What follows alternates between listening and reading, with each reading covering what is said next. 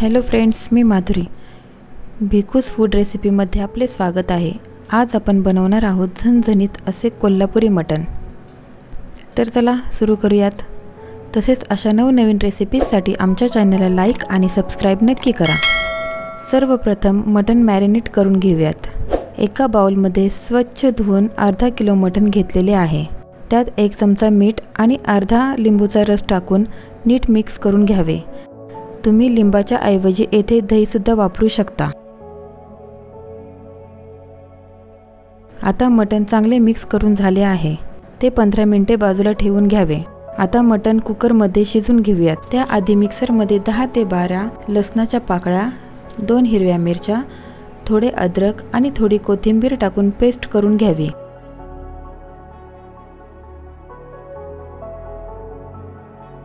आता कुकरमध्ये 2 ते 3 चमचे तेल टाकावे. तेल चांगले गरम झाले की त्यात 2 बारीक चिरलेले कांदे टाकून चांगला सोनेरी होईपर्यंत परतून घ्यावा.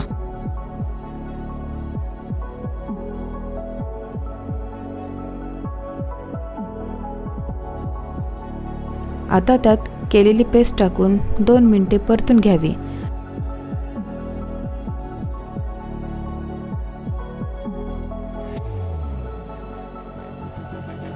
त्यातच थोडी हळद पावडर टाकून 1 ते 2 मिनिटे पुन्हा परतून घ्यावे.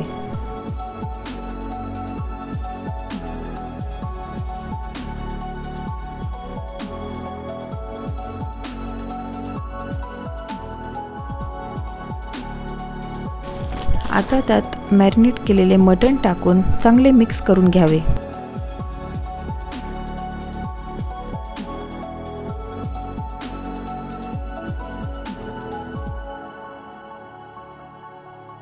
नंतर त्यात 2 वाटी पाणी टाकून थोडे हलवून घ्यावे.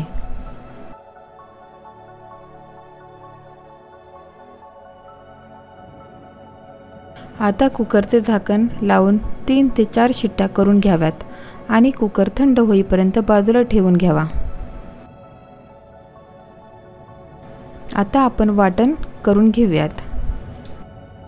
त्यासाठी पॅन मध्यम आचेवर गरम झाला की त्यात 2 चमचे धने, 2 चमचे पांढरे तीळ आणि 2 चमचे खसखस टाकून परतून घ्यावे.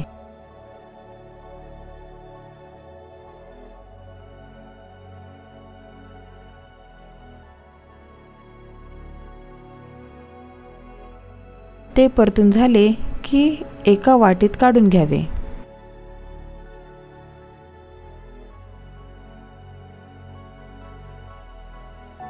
आता त्याच पॅनमध्ये 1 चमचा तेल टाकून चांगले गरम झाले की त्यात सुक्या खोबऱ्याचे बारीक केलेले तुकडे टाकून परतून घ्यावे.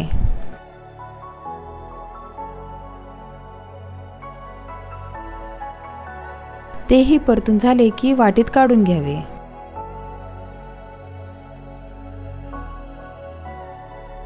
परत त्याच पॅनमध्ये थोडेसे तेल टाकून एक बारीक केलेला कांदा सोनेरी रंग होईपर्यंत परतून घेऊन वाटीत काढून घ्यावा.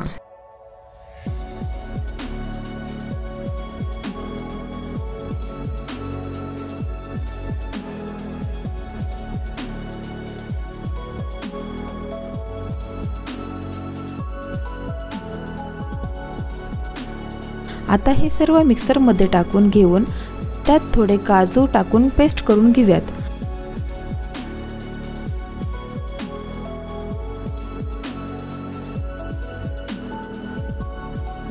आता पॅनमध्ये 2 चमचे तेल टाकून घेऊयात. तेल गरम झाले की त्यात पेस्ट टाकून परतून घेऊयात.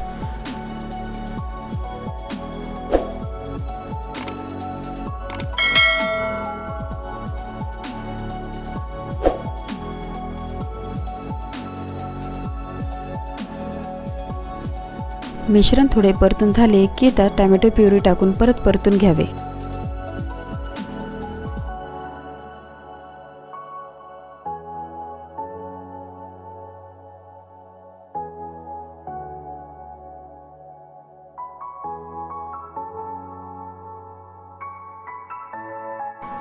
परतून झाले की त्यात 2 चमचे लाल तिखट, अर्धा चमचा मीठ, अर्धा चमचा हळद पावडर आणि मटण मसाला टाकून परत थोडे हलवून घ्यावे.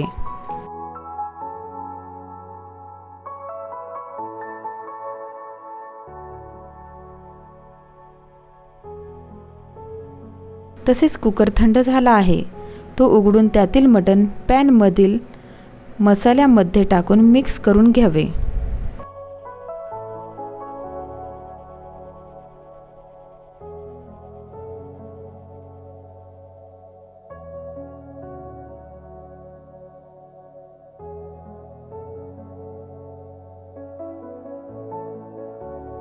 आता झाकण ठेवून 10 ते 15 मिनिटे शिजवून घ्यावे।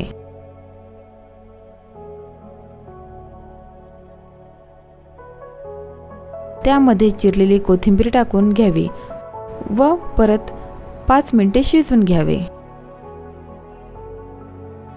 तयार आहे आपले झणझणीत असे कोल्हापुरी मटण। जर आजची रेसिपी तुम्हाला आवडली असेल तर लाईक आणि सबस्क्राईब नक्की करा, कारण असे व्हिडिओज आम्ही आपल्यासाठी घेऊन येत असतो।